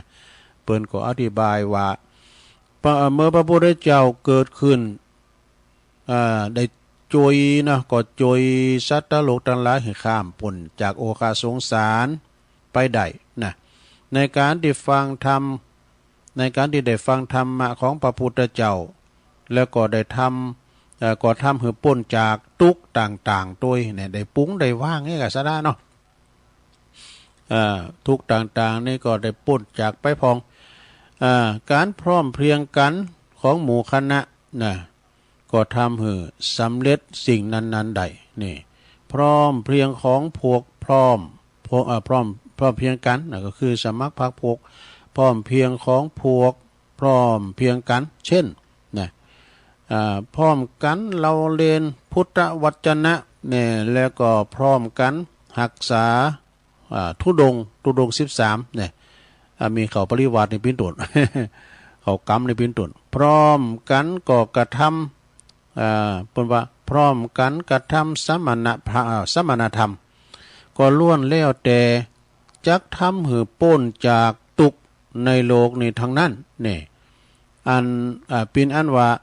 พระพุทธศาสนาสืบความสามัคสมานสามัคคีสำคัญดังนี้จบสาระ อันนี้มันพอยาวก่อนเนาะอันนี้เป็นนั่นนิทานมาจากในชาดกเนอร์สถาฟังกันจบไปแล้วก็ยังมีทั้งอยู่นะสดายาโยมทั้งหลายตุลุงติ๊กไว้นะติ๊กไว้ก็หลายอย่างอยู่ซัมเตตุลุงก็มันกำตึกก็อันนี้มาว่านี่นะเนาะมีทั้งอย่างหนึ่งสถา มีแถมอย่างหนึ่งอันนี้เป็นนิทานมาในชาดกแถมอย่างหนึ่งนะสดาญาติโยมทั้งหลายก็พอยาวก่อมนะเปิ้นเรียกว่า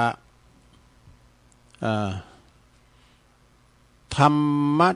ทัชชะชาดกองค์สีนี่พิจารณาลองฟังบ่อันนี้เรื่องความอิจฉาริษยากันเนอะฟังไว้ณเวลุวันวิหาร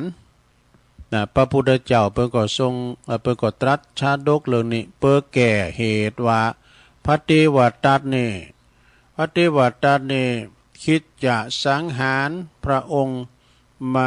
มาหลายครั้งแล้วนะมีความว่าอีเนอะ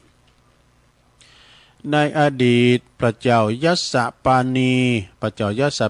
นี่เปิ้นเป็นราชาผู้ครองเมืองปาลาณสีเนอะนะแล้วก็พระตถาคตของเฮาเสวยพระชาติเป็นปุโรหิตนี่เปิ้นก็จะมีการสอนธรรมให้พระราชาอย่างเงี้ยประมาณนั้นนะอยู่มาวันหนึ่งนี่ปุโรหิตนี่เปิ้นก็จะกลับคำเนาะกับคำตัดสินของเสนาบดีเสนาบดีนี่ก็ไม่ค่อยดีสักต่อใดนะเสนาบดีกันนะ เสนาบดีผู้หับสินบุญมันหับสินบุญมาดูหับสินบุญแล้วก็เหือนปุโรหิตนี่ตัดสินความไปเลยมันผิดเอามันถูกเอามันผิดด้วยกะแต่ปุโรหิตตาจารย์นี่เปิ้นเป็นผู้ที่มีทรงธรรมมีศีลมีธรรมเปิ้นกลับคำเก็บกลับคำตัดสินของเสนาบดีกะนะทำมือเสนาบดีนี่อาฆาตแค้นโอ้ก็หับเงินเปิ้นมาแล้วนี่ไอ้เนาะมันลิ้นปืนโตเฮ้ย มีความแค้นนะอาฆาตแล้วก็คิดจะใส่ไล่ปุโรหิตกะคือพระราชาฟังจุนพระราชานี่หลงเจอนี่แต่ก็เคราะห์ดีนะตีปุโรหิตเนี่ยเปิ้นมีเป็นผู้มีศีลเป็นผู้มีศีลเต้าสักกะเทวราชปุ่นปนผู้ปิ้นใหญ่อยู่พรหมโลกนะโอ้ปนจอยเหลือนะจอยเหลือได้ทุกครั้งต่อมาเสนาบดีนะเสนาบดีผู้นี้ก็ฮู้ว่าโอ้ปุโรหิตาจารย์นี่มันมีเทวดาคุ้มครองจอยเหลือตลอดเลยนี่นะก็คิดอุบายทำไมเนี่ยวางแผนทำไมวางแผนทำในสิ่งที่เทวดาจอยบ่ได้นี่จะที่จอยบ่ได้ก็คือหาหมู่บริบูรณ์โดยองค์สีนะหาผู้ที่บริบูรณ์โดยองค์สีซึ่งปิ้นติเทวดาได้ช่วยเหลือมาได้เนอะ ซึ่งเทวดาหามาช่วยไม่ได้นี่นะจึงบอกจึงบอกตั้งไปป้าใส่ชังโกลบกเนี่ยชังโกลบกนี่ก็คือเป็นคุณที่โคนผมนะแต่ผมโคนผมเนี่ยกะเปิ้นมีนามว่าชัตตปานีนี่ชัตตปานีนี่เป็นชังโกลบกนะซึ่งในอดีตนั้นก็เคยเป็นพระเจ้าปาลาณสีเนี่ยจัดแล้วปังหลังเคยเป็นพระเจ้าปาลาณสีแต่ในจัดนี้เปิ้นบริบูรณ์โดยองค์สีก็คืออย่างนี้นะองค์สีก็คือไม่มีความลิษยานี่ไม่มีความดื่มน้ำเมาไม่มีความสิเนหาแล้วก็ไม่มีความโกธานี่สี่อย่างนี่นะเมื่อปุโรหิตาจารย์ได้ยินตีชัตตปานีกล่าวจึงได้ปาเข้าไปเฝ้าพระราชานี่แล้วก็เล่าเรื่องทั้งหมดให้พระราชาฟังพระราชาก็สำนึกได้เตียนว่าบ้านาละแวงปุโรหิตนี่เลยเปิดเป็นคุณสื่อคุณสายเป็นคุณมีศีลไม่ทำพระราชาก็เข้าเฝ้าพระราชาเราเรื่องทั้งหมดถึงพระราชาก็สำนึกตีใดตีบ้านาละแวงปุโรหิตนี่นะแล้วก็จึงสั่งคือประหารเสนาบดีที่คิดบดียุยงประวายุแยงกระแทงรั่วนี่นะในครั้งนี้โดยจบสทายาโยมในกาลต่อมาเสนาบดีนั้นก็คือพระเทวทัตนี่มันคือห้ายโดเนาะชังกลบกนั่นก็คือชังกลบกจัตตปานีนั่นก็คือพระสารีบุตรเนี่ยส่วนปุโรหิตาจารย์นั่นก็คือองค์ตถาคตเนี่ยข้อคิดในต่างธรรมวันนี้ก็เปิ้นบอกว่าบักโกนตีใส่ไล่ผู้อื่นเพราะจะนำภัยมาสู่ตนนี่ศรัทธาญาติโยมทั้งหลายจะไป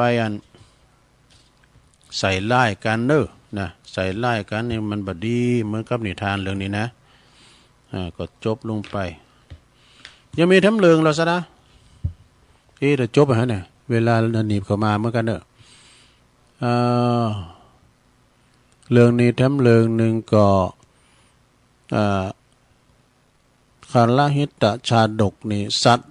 เดรัจฉานนี่สัตว์ตลิสานนี่มันมีอย่างพ้องก็มีสัตว์มีม้ามีแมวมีอย่างจ้างม้าโง่ควายเป็นสัตว์ตลิสานทั้งนั้นสดายโยมคุณเฮาในประกอบเป็นสัตว์นะแต่ว่าสัตว์ที่ประเสริฐมีความคิดมีมันสมองนะมีคุณธรรมแล้วก็มีความกตัญญูก็คือสัตว์ที่ประเสริฐเนอะคุณเฮานี่นะสามารถที่ฝึกจ้างนี่ใหญ่แต่มันสมองมันหน่อย อันนี้เปิดวันนะเจตวันวิหารพระพุทธเจ้าเปิดกตรัสชาดกเรื่องนี้เปิดจี้หือหันโดดของการตกอยู่ในอำนาจของกิเลสมีความว่าในอดีตชาติในอดีตนั้นพระเจ้าพรหมทัตเนอะเปิ่นปินพระราชาครองเมืองปาราณสีสถาก็จะได้ว่าตุมได้ก็มีการเมืองปาราณสีนะก้ายนะก็มันเปิ่นเขนมานี่เนาะมันออกในธรรมนะปาราณสียังปุตตะเสถังนามิตวะเนาะ ส่วนว่าพระตถาคตของเฮาในเสวยพระชาติปินว่านอนก็คือตระกูลลิงตระกูลวอกนี่โลดเนอะแต่ว่านอนนี่เป็นคุณที่มีคุณเป็นลิงที่มีคุณธรรมนะเสวยพระชาติปินว่านอนเกิดมาปินว่านอนอยู่ในป่าพรานเปิ้นยับมาได้ก็เอามาถวายยับมาเนี่ยอันนี้มันปินว่านอนที่มันลักแหลมเปิ้นว่านอนแสนรู้อย่างกันเนาะท่านมาอยู่ในสังคมมนุษย์นะก็เห็นแบบการวางโตคือสงบมนุษย์เป็นสงบเนาะก็เหมือนกับว่านอนโทไปหมายความว่าเปิ้นสงบสงบเหมือนว่านอนโทไปโหนตุ่นใหม่ก็ยังก็อันนี้เปิ้นสงบคล้ายๆกับเปิ้นภาวนาอย่างกันพระราชาก็หันแล้วก็ปินตีเหลิ่มใสเนอะมันมีความสงบเสงี่ยมดีสำรวมดีนะพระราชาก็จึงทรงปล่อยไปสู่ป่าตามเดิมนะเมื่อวานนอนตั้งหลายหันว่าวานนอนป่ากลับมาแล้วก็เลยไปถามว่าเนาะจึงถามว่าปินไปหือพองเมืองมนุษย์วานนอนเปิดก็บอกเมืองมนุษย์ที่มีหลากหลายเนอะมนุษย์ในบางคนก็มีนิสัยชั่วร้ายก็มักจะมักในกรรมมาคุณบอกหูจักว่านอนตอนหลายฟังแล้วก็จึงเกิดความโกรธก็เลยปากันย้ายไปอยู่ถิ่นอื่นกันต่อไปอันนี้ก็จบลำพอยาวได้ในการละต่อมาวานนอนคือพุทธบริษัททั้งหลายเนี่ยแล้วก็วานนอนตีวานนอนป่าตีเตียนมนุษย์นะก็คือองค์พระตถาคตเนี่ยขอคิดเรื่องนี้เปิ้นบอกว่ามนุษย์ควรดำรงตนให้อยู่ในศีลธรรมจบสถาใน2เลิกจบลงไป นิทานกล่อมเนาะสถาเอามาเล่าสู่จูกันฟังเนอฟังกันไปในรายการสเปเฮในรายการสารธรรมยามแรงยามบ่ายสถาได้ฟังกันไปเนาะบทมืดเด้อสถา แรงมานี่นะก็อาจจะมีฝนอยู่เนาะกรมอุตุเพิ่นจะว่าจะได้ก็บ่ฮู้นะอาจจะมีฝนอยู่อันนี้เพิ่นบอกว่าความสามัคคีนะคือการรักษาและก็ประสานสามัคคีอย่าติเปินแบบฮักหน้านี่อย่านินทาอย่าลบหลู่อย่าหูเบ้าดุอย่าเอาใจตนเองว่าอย่าบ่นว่าเปินอย่าแช่เชือนในกิจกรรมทำผิดแล้วรีบขออภัยได้รับอายังรีบขอบคุณอย่าไปจุนเรื่องส่วนตัวเปิ้น อันนี้นะแต่กันเนาะแปลว่าอย่าไปนินทานี่จะไปเราหน่าจะขวัญกันไปจะไปลบหลู่บุญคุณเปิ้นจะไปหูเบ้าอเปิ้นว่า แถมบทนึงเปิ้นก็ว่าผู้ตีจืนจอบ ชื่นชอบการไหวนี่ดีเนื้อศรัทธาญาติโยมทั้งหลาย จะมีกรรมบะเก่าเพราะว่าไปลามาไหว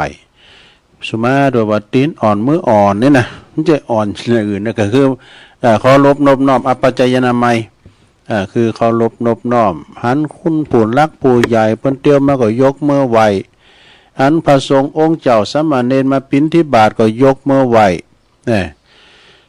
เวลาว่าเปิ้นมีหยังก็ไปทำบุญนี่นะเปิ้นว่าคุณไหวนี่จะเป็นคุณดีนะคุณไหวนี่เป็นคุณดีนะ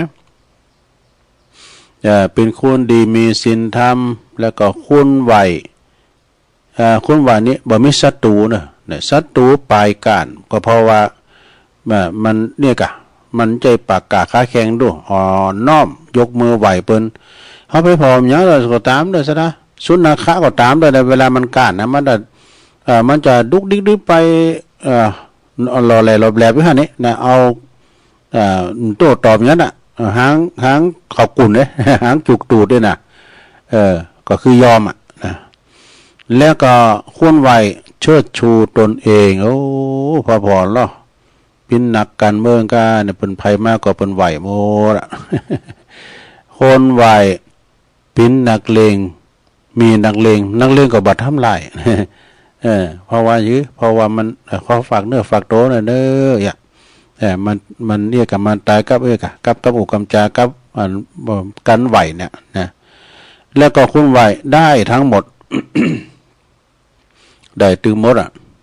อย่างตุลุงทองอู่นั่นนะตุลุงมาเคิดได้ฟังนะนักละอ่อนไปหงเฮนครูประกอบสอนว่าถ้ากลับจากโรงเรียนก็ไปไหว้พ่อไหว้แม่เสียไปไหว้พ่อไหว้แม่ ถ้ามาโรงเรียนก็มาไหว้ครูบาอาจารย์สวัสดีครับนี่นะละอ่อนมันไปมันก็ไปไหว้ปอมันกับลังสารแสะสารไส้อย่างนี้ สวัสดีครับพ่อก็มาไหว้กูเหรอกูมันจะเป็นตู้เจ้าดู ขึ้นมาว่าอยู่กูมันจะเป็นตู้เจ้ามาไหว้กูอยู่ อันนี้ไปเคยใส่ตุลุงทองบนฟ้ารูนั้นการไหวนี่ดีที่สุดนะลงเลยคนไหว้อดแปลว่าอดทั้งสิ้นแน่คนไหว้บ่ได้ทุกถิ่นทีไปได้ทุกถิ่นที่คือการเฮาไหวแล้วนะเขาลบนอบนะไปในแดมโมดสดามีเปิ้นมีฝูงเปิ้นเคารพนับถือดูนะยกมือไหวสานี่นะคนไหว้เจริญสัมพันธ์ไมตรีที่ดีต่อกันเจริญสัมพันธ์ไมตรีที่ดีต่อกันแล้วก็คุณไหวแล้วผีก็ปกปักรักษาเทวดาก็คุ้มครองในโลกนี่เนี่ยสดาไหวตีนอ่อนมืออ่อนเพราะกะไหวเพราะกะเราเจอมันทิศที่สูงนี่มันไหวเปิ้นนี่เนาะเปิ้นไหวโตเขาไข่เปิ้นไหวเฮาก็ไหวเปิ้นเนี่ยมันเป็นอย่างอีกเนาะสดาญาติโยมทั้งหลายการเคารพนบน้อมกันไหวกันจาศรัทธาญาติโยมเดี๋ยวเกิดนี่ตะดีหมดตุลุงเดี๋ยวลองเอาม่วนงานสันแล้วของอาจารย์บุญเพลินนะเปิ้นอู่กันเรื่องจือนะจือไปเป็นอย่างอี้พองเนี่ยลองฟังพอมกั้มกันลองฟังพอก่อนจือคุณนั้นสำคัญชะไหนนะอันนี้ถ้าอู่ถึงเรื่องจือคุณเนอะจือคุณจะดูมือดูมออย่างน่ะอู่ถึงเรื่องชื่อของคนแห่เป็นคุณจะได้พระจืออย่างก็ยิ้มไว้เนอะเป็นกรรมมนกรรมงานนะพระถือเป็นจริงเป็นจังอย่างจือคุณนั้นมีความหมายด้วยเป็นว่าคนชื่อวันเพ็ญจะเป็นคนใจเสียทีแน่แม่วันเพ็ญฟังไว้เนอะจะเป็นคุณใจเสียทีถ้าจือวันดีเหรอจะเป็นอย่างจะเป็นคุณใจหวานเห็นละแม่วันดีเนอะเป็นคุณใจหวานแต่ว่าคุณที่ชื่อวันงานเนี่ยวันงามจะเป็นคุณทำเป็นคุณใจสูงเนี่ยอันนี้อุถึงเรื่องใจนะใจของมนุษย์ถ้าเป็นคุณจือคำมูลเหรอเนี่ยจือคำมูลก็จะเป็นคุณที่มีใจเพราะว่าเป็นคุณใจบ่มองว่ะนี่ใจบ่มองคือใจลาเริงเบิกบานแจ่มชื่นเบิกบานใจที่ว่ามีความลื่นเริงตลอดนะ บ่เสาหมกบ่เสามองคุณที่จื้อคำก่อนเนาะเจ้าเปิ้นบ่ใจมองเนาะคุณที่จื้อคำก่อนแล้วจะเป็นจะได้จะเป็นจื้อคนเดียวมีจื้อว่าชื่นบานชื่นบานหวานใจนะสระไผจื้อคำก่อนจะเป็นคุณที่ใจหวานเนาะหน่อยใจหวานนานใจยินอย่างเปิ้นว่านะกะเนาะแล้วก็คุณที่จื้อคำปันเนาะเนี่ยคำปันจะเป็นคุณใจกว้างนี่เปิ้นว่าใจกว้างเหมือนแม่น้ำปิงนี่เปิ้นว่านะใจกว้างคุณใจกว้างนี่คุณบ่ใจแคบนะมีใจอบอ้อมอารีเฟื้อเผื่อแผ่แบ่งปันควรตีตุกไล่เข็นใจควรตีด้อยโอกาสอันนี้ใจกว้างเอาหือปนไปอีน่ะคุณที่จือลำพันแน่จือลำพันเนี่ยจะเป็นคุณจะได้เป็นคุณเดียวว่ามีใจประเสริฐนี่คุณจือลำพันเป็นคุณใจประเสริฐเนอแล้วก็คนที่จือลำเจิดเนาะจะเป็นคุณใจใสนี่ใจใสเป็นบุญใจขุ่นเป็นบาปเด้ออันนี้คุณลำเจิดนี่จะเป็นคุณใจใสคุณที่จือลำไพนี่จะเป็นคุณใจบ่เป็นคุณใจบ่ดำนี่เป็นคุณใจบ่ดำนะสะโอ้หลายมากันเด้อก็ฟังอโมนนะสนะญาโยมนะตุลุมจะดูมือดูหมอนะแต่ว่าไปตาม ตามหนังสือของอาจารย์บุญเพลิน คุณที่จือทองคำเหรอก็เป็นคุณที่ใจดีคุณที่จือทองสีก็เป็นคุณที่ใจว่องไวใจว่องเนี่ยแล้วก็คุณที่จือทองก้อนคนจือทองก่อนเนี่ยจะเป็นคุณใจมีศีลนี่คนที่ใจคุณที่จือสมศรีก็เป็นคุณที่ว่าเป็นคุณใจบุญเนี่ยคุณใจบุญสุนทานโหมกินโหมทานอาบน้ำฟังธรรมภาวนาใส่ซ่าเข้ากำตักบาตรหยาดปกอีกกันนะคุณใจบุญคุณที่จือสมบูรณ์เนี่ยจะเป็นคุณใจใหญ่ทำแล้วคุณใจใหญ่คุณที่จือสมใจก็เป็นคุณที่สมใจงามวะนะคุณใจงามเนี่ยคุณจือสมใจนั่นนะเอาทำหน่อยคุณที่จือบุญกรรมเหรอโอ้ยบุญกรรมบุญจูเป็นคุณเดียวว่าคุณจือบุญกรรมเนี่ยเป็นคุณเดียวว่าใจมนนี่ใจมนใจงานนี่จ้ะเนาะมนงานสันเล่าคุณที่จือบุญด่วนเนาะเป็นคุณที่เป็นคุณใจมันแล้วก็คุณที่จือบุญปันเนอแม่บุญปันเป็นคุณที่ใจเย็นนี่ใจเยือกเย็นจบสถาญาโยมเป็นกำมลกำงานกำหลินเนอสถานี่นะเอามาเล่าสู่จู้กันฟังเนอจบลงไป จีของคุณเป็นสำคัญจากไหนก็จบลงไปเนาะสถาญาโยมต่างหลายก็ฟังกันลงกันลายไปเนาะศรัทธาญาติโยมต่างหลายคืนถึงไหนก็ไปถึงหันเนาะก็ครูบาอาจารย์ก็มาออกรายการเราสู่จู้กันฟังเกี่ยวกับสังต่างๆก็ฟังกันไปหลายตั้งแม่แจ่มโดยเนาะแม่แจ่มก็โอ้ถ้ามีการไม่งานเปิ้นลุงจากแม่แจ่มมาน่ะใส่สูตรเปิ้นกันหมดวันนั้นเปิ้นมากินมาตานกันที่วัดฝ่าหลังเนี่ยพอตัวลุงก็ว่าจังฟ้อนว่ะโอ้ตึงแม่ฮ้อแม่เฮินคนเฒ่าคนแก่แม่ยาไม่ยิงนะเพิ่นใส่สูตรเหมือนกันหมดอ่ะ ก็มาก้องก็แห่กันจะร้องเนี่ยเปิ้นแห่ก้องแห่กองเนาะอย่างท่านครูบาอาจารย์ตาลังสีเนี่ยเพิ่นไปที่ไหนวันนั้นเพิ่นก็มาเนาะเพิ่นก็เอาก้องแห่เข้ามาถ้าว่าก้องของครูบาจันตลังสีนะครูบาวัดกูดเต่าแห่ไปถึงไหนการกรุงลุงเริงเนอะลมเย็นเป็นสุขนี่นะเพิ่นว่า ตั้งเมืองฝางก็ฟังกันหลงกันหลายไปตั้งปอน้อยบุญปันก็อยู่เนอะฟังกันอยู่กะแห ตั้งปูน่ะตั้งแม่จงดีเขาตั้งปอมมองอันปูน่ะชุมชนเวียงหวาย ตั้งเวียงหวายโพสไปตั้งปุณเสียนตุนมือกาปนนั้นนี่เขาเนาะนั้นพัดเขาปเล่งนันลงเขานะวันนั้นพรมพิริยะเขาเนาะ วันนั้นพรมประจานเขา เอาตามมือฟังก็ฟังกันลงลายเนาะพี่น้องก่อนนักก่อนลายไปต่างห่างต่ำก่อนหน้าคำเขาหน้าพันเขานะเอินไปตั้งพลิงจิตเขาเนาะลาใหม่เขาเนาะพดไปเตียนไอ้ท้องบ้านไอ้ท้องเนาะที่ไปนอนนะเท่าเปิ้นตอนรับดียามเบิ่งไปงานเขาดำน่ะไปนอนที่บ้านไอ้ทองเขาไอ้หล่านอนกันน่ะบนหลังโลงเนี่ยอุยลาด้วยกันเนาะอุยลาก็รุ่นสุดท้ายอุยลาเนาะวงสายากันนะลาใหม่กันเนาะตังปูนก็ปีลายน้องหนักเนอะตังห่างต่ำปูนนะปีน้องลายตีเป็นแต่ไปเห็มกั้มนี่ก็ไปเตือนนี่ก็ถึงว่ามาจุ่มก็เดี๋ยวจะเตือนตุลุงก็ลืมไม่พองก็ตั้งเสียนตุนมือก็หน้าทมเขาเอกะเนาะเอาละตอนนี้ไปตุลุงก็จะเอาอันนี้มาว่าทำกรรมหนึ่งเกินเด้อศรัทธาญาติโยมทั้งหลายเนาะ ข่าวสารงานบุญนี่ผูกเจ้าเนาะที่ตุลุงจะได้ประกาศข่าวสารงานบุญก็มีหลายงานปล่อยหลงจะหลุบจะร้องปาเวณีกันต่างๆงานบทเน้นภาคร้อนนี่นะก็ความปลอดภัยในชีวิตเนี่ยนี่นะมีอย่างพองยาเมาเหล้าอันนี้มาเป็นอันดับหนึ่งเลยไอ้นี่นะก็มาใส่ไว้แล้วมาดื่มโก้อยู่เนาะตำรวจเป็นเศร้ามันโก้ก็มาใส่แล้วมันใจใหญ่ด้วยดื่มโก้ไปบ่เนี่ยแล้วก็ยาเข้าสถานบ้านเทิงนะการว่ามันตีบ่ปลอดภัยความปลอดภัยในชีวิตเนี่ยอย่าหลงละเลงว่าหนุ่ม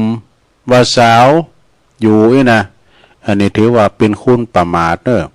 เอายังหนุ่มยังแน่นอยู่ถ่อมแก่ง่ายๆมันได้ไปวัดไปว่างง่ายตัวแลนะถือว่าประมาทประมาท ยังถึงไว้เขาวัดเขาว่าเตอน่ะเผื่อเขาถ้าเขาวัดเขาว่า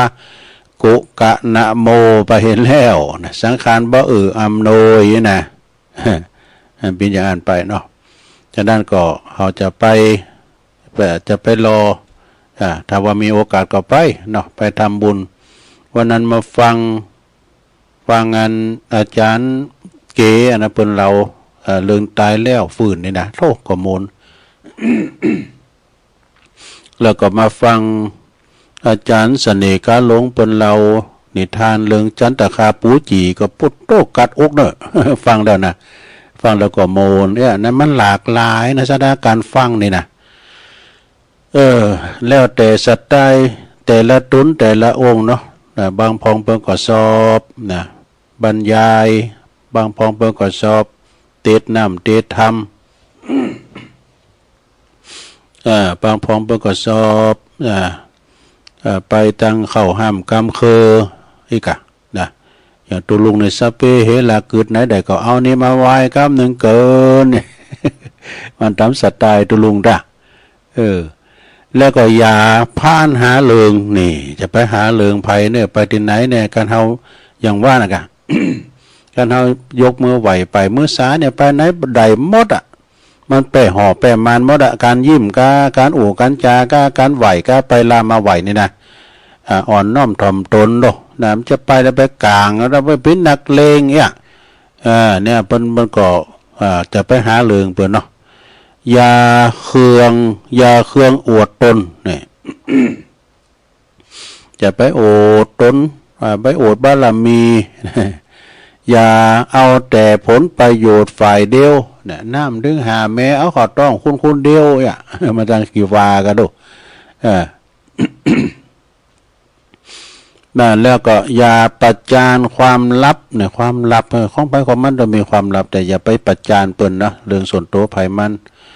อย่าเบ่งทับบารมีเจ้าพ่อเนี่ยโธ่เจ้าปอนจังเฮานี่มีเจ้าปอเนาะส่วนมากแต่มีตั้งไต่พวกนะเจ้าปอนะเป็นเจ้าพ่อใหญ่อย่าคุยและหัวเราะเสียงดังนะบางพงนี่อย่างท่านพระครูวานะ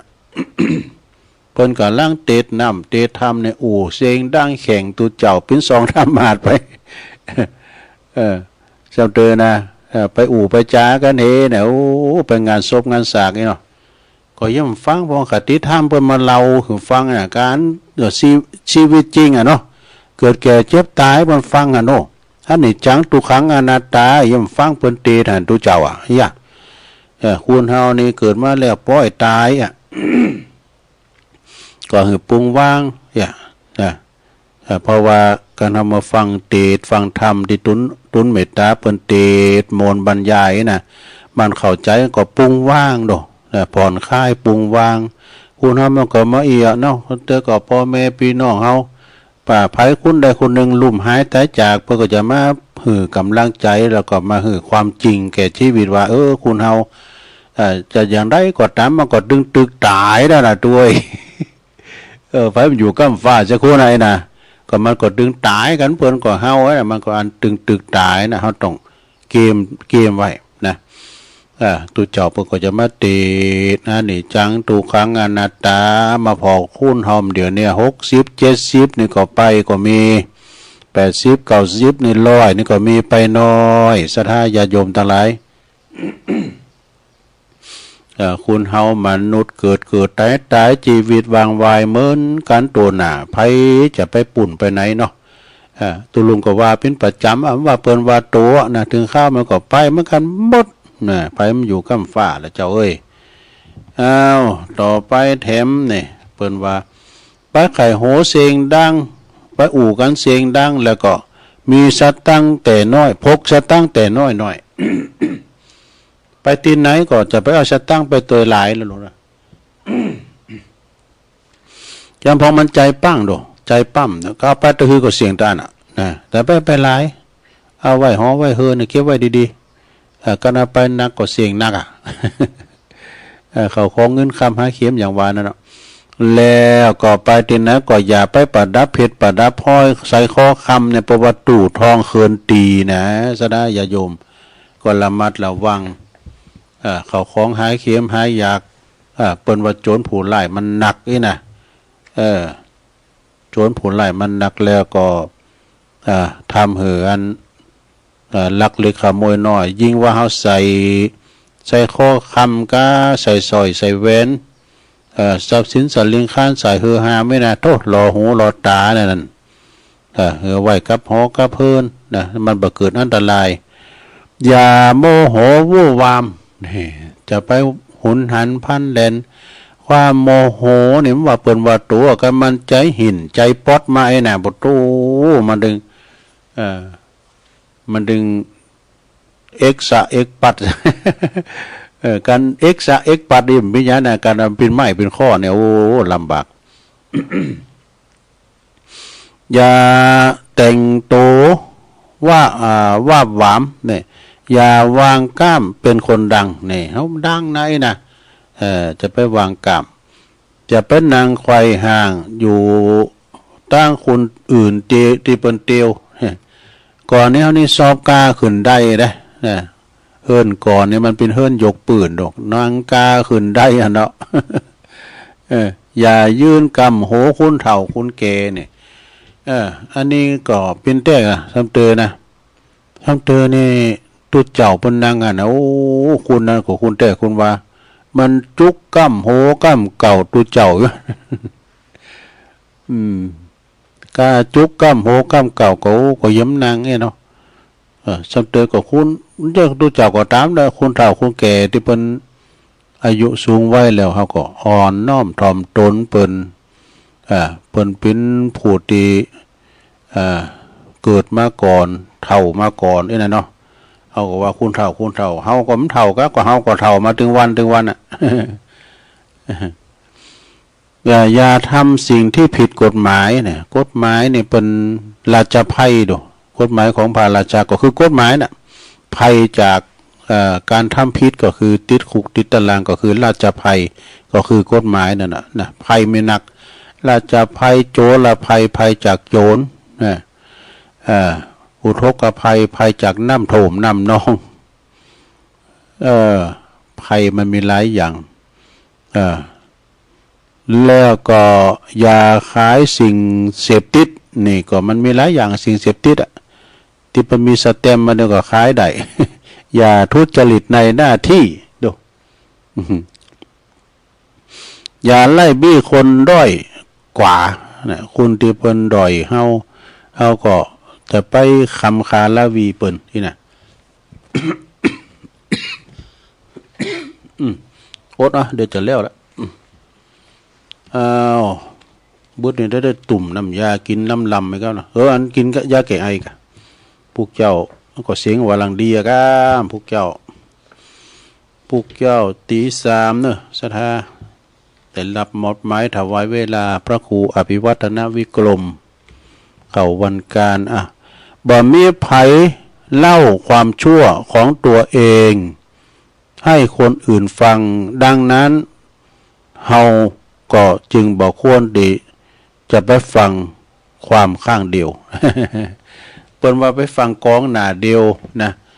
เฮาว่าคนนั้นไปในประตูปินตุเป็นตาเหมือนอย่างว่าเฮาจะค่อยตามนะแต่มาฟังทั้งฝ่ายหนึ่งปิ้นอย่างอี้ดูเนี่ยเฮาจะเปิ้นว่าจะไปฟังกองข้างเดียวจะไปฟังกองหน้าเดียวเฮาฟังเปิดโอกาสให้เปิ้นเลาะเนี่ย แล้วเพราะว่าคนเลวที่แสดงโตในบ้านหน้าโกเต่าคนชั่วที่สวมหน้ากากเป็นคนดีคนเฮาเดี๋ยวนี้หันหน้าหันใจนะลุงเนาะหันหน้าบ่หันใจแต่งตัวภูมิฐานมานะสถาใจคิดขดทรยศก็มีนะมันมีทุกรูปแบบเพื่อผสมหน้ากากเข้าหากันเนาะสถาเนาะชีวิตบ่ได้เริ่มต้นตีอายุเท่าใดเริ่มต้นตีกึดได้เมื่อไหร่ต่างหากนี่แล้วก็ยังตีทำไปแล้วนึกว่าเมื่อใดเฮานึกถึงเมื่อใดแล้วก็สบายจิตสบายใจนั่นก็คือบุญนี่อย่างเนาะยำว่ามซื่อเนี่ยเนาะท่านพระครูอภิวัฒนวิกรมเขากับคณะเนาะถึงพระสงฆ์องค์เจ้าศรัทธาญาติโยมเปิ้นไปแจกของที่บ้านแม่หลองไต่เนี่ยก็ไปทำบุญมากันนะจ๊ะบุตรเพิ่นก็ด้อยโอกาสมาก็ดูแล้วเดี๋ยวก็เครื่องนุ่งห่มก็เนี่ยแจกขนมก็แจกอันนั้นในปิ้นของสำคัญได้หันในอันเฟซในไลน์เปิดก็ติ้มปะลำในตึงลูกเล็กเด็กแดงมากันลงกันหลายตัวลงก็ไม่ได้ไปสักกรรมนะก็มาติดงานในหมู่บ้านเนี่ยไม่ได้ไปก็เปิดสักกรรมก็ไปหันในเฟซในไลน์อันเนี้ยก็คือการทำความดีอาทรแต่ต่อเปินมนุษย์ที่เป็นอยู่บนเขาบนดอยโอกาสเวลาหนาวกว่าหนาวนะตีธุระกันด้านเนี่ยจ้ะเนี่ยแล้วก็ได้บุญหนักเนอะเปิ้นก็ต้องการวัดต้องการว่าวะเนี่ยศรัทธาเนาะเพราะว่าอะไรที่ทำไปแล้วนะนึกถึงเมื่อใดก็สบายจิตสบายใจนั่นก็คือบุญเนอะแต่บุญส่วนว่ายังทำไปแล้วนึกถึงเมื่อใดก็เกิดความบ่สบายอกบ่สบายใจนั่นก็คือบาปอันนี้ท่านพุทธทาสภิกขุเนอะเขาทาเนอะศรัทธาเนาะในมาว่าวันพระเนาะวันศีลเนี่ยเนาะเพราะวันนี้วันพระเนาะคนเฮาเมื่อตายแล้วบาทเดียวก็เอาไปตัวบ้าใดว่าดูนี่คนฉลาดความเปลี่ยนทรัพย์ไม่นะเพราะว่าคนฉลาดควรเปลี่ยนทรัพย์เป็นบุญเป็นกุศลเนี่ยยอมนำติดตัวไปในภพหน้าจัดหน้าได้นี่นะสถา วันพระวันศีลเนี่ยแต่เพราะว่าเฮาลุงรับขันป้านี่ยังก็เอาตัวไปไม่ได้สักอย่างเขาของเงินคำสัมปติมีเงิน100 ล้านพันล้านก็เอาไปตัวไม่ได้สิ่งที่แต่ตัวไปได้ก็คือบาปกับบุญกุศลแต่นั้นแล้วสถาเนาะวันนี้วันพระคนฉลาดทำเคราะห์เป็นโอกาสเนอะนี่คุณประมาทก็ทำโอกาสเป็นเคราะห์ อันนี้มันมี2อย่างปีนกันไปปีนกันมาเนาะสถาญาติโยมทั้งหลาย แล้วก็วันพระน้ำกั้มเหรอมีหลายวันพระด้วยวันนี้วันพระมาเกินไปก็เกินดีน้อยเกินไปก็บ่ถึงดีพอดีนั่นแหละคือดีถึงที่สุดนี่หมกปอนะวันนี้วันพระเหรอตราบได้ที่เฮายังเปรียบเทียบบ่ฮู้จักจบสิ้นบ่ว่าจะได้อันหยังมาเฮาก็บ่มีความสุขเด้อนี่ ความสุขเกิดจากหยังแฮมกัมละวันพระโอ้วันพระมีหลายเด้อวันนี้วันพระสิ่งศักดิ์สิทธิ์ในพระพุทธศาสนาก็คือธรรมะนะคือธรรมะขององค์พระสัมมาสัมพุทธเจ้าแล้วก็จงมองตนเองเปิดแก้ไขแล้วก็มองคนอื่นเปิดหืออภัยจงอยู่สุขใจจะอยู่สุขใจเป็นแล้วก็เป็นอิสระอิสระภาพเนาะแล้วก็เวลาเป็นสิ่งเวลาเป็นสิ่งเดียวในโลกที่ทุกคนได้รับเสมอกันแต่กันเนาะเวลานี่เท่ากันหมดลง เวลานี่นะเท่ากันหมดไผมันเหลือไผแล้วก็แต่ว่าไผเนี่ยจะใช้เวลาอย่างมีกาเนี่ย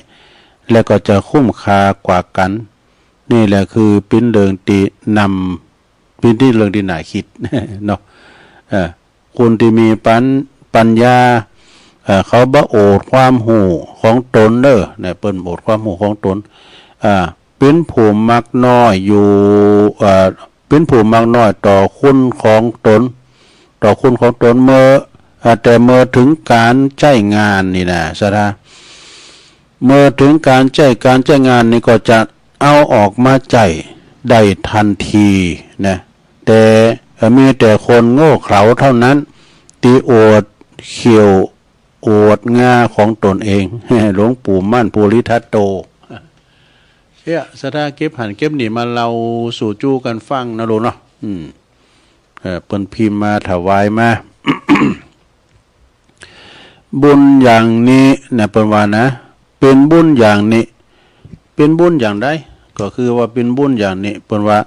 ลักษณะของบุญก็คือใจเฮาดีใจเฮามีความสุขใจเฮามีความสบายเยือกเย็นใจ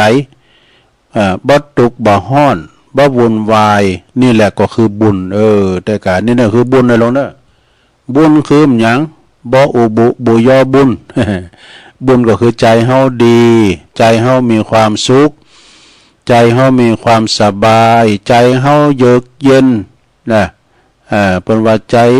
เย็นอกเย็นใจบ่ทุกข์บ่ฮ้อนบ่วุ่นวายใดๆนี่แหละคือบุญ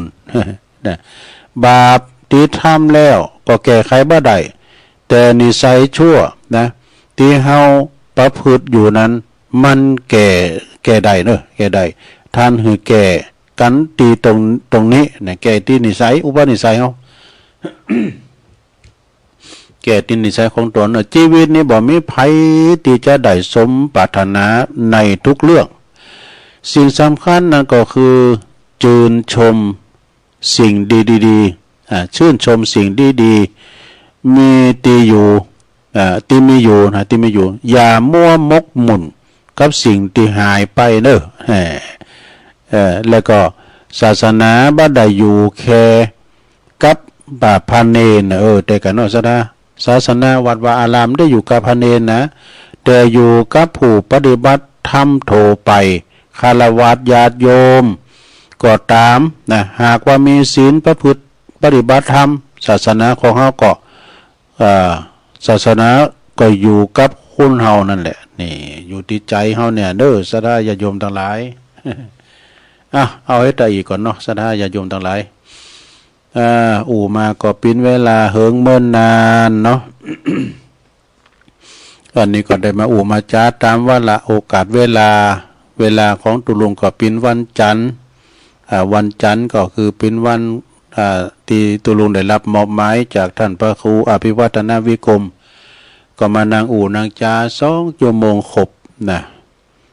ก็จะได้นำปาลาจากศรัทธาไปก่อนวันพุธเจ้าก็ปักกันตี 3เด้อ ได้รับมอบหมายถวายเวลาในเมตตาธรรมอาจารย์พระครูอภิวัฒนวิกรมก็จะไปสอหาสิ่งละอันพันละหน่อยมาเล่าสู่จู้กันฟังศรัทธาญาติโยมได้ฟังกันเนาะจะได้กดตามวันนี้ผิดถูกจะได้กดตามเสียงกะแอมกะไอไปพองนะก็เสียงกับบ่ค่อยสมบูรณ์มันไอมันเป็นวัดเป็นอ่าน จะได้แล้วก็ขออภัยครับ ไออย่างฟ้านโขก เลย ไอ้อย่างฟ้านโขกในตัวบุริสอยาแก่ไอมากินกันอะไรเนาะสมควรแก่กาลเวลาตัวลุงก็จะได้ยอบหยั่งกันเนอเพราะว่าไปเสาะยุกสอยากินอาบน้ำอาบทาส่งน้ำส่งทานแล้วก็ไปไหว้พระไปสวดมนต์ครับหลวงพ่อเขาแล้วก็จะได้มาเสาะพุ่นคว้าหามาอู่มาจ้ามผูกมาเองกันนะพิษถูกอย่างได้ขอสุมาอภัยก็ขอนำรายการจักราศรัทธาญาติโยมไปก่อนเนอจัตตารโอธรรมาวตันติอายุวันโนสุขังปะลัง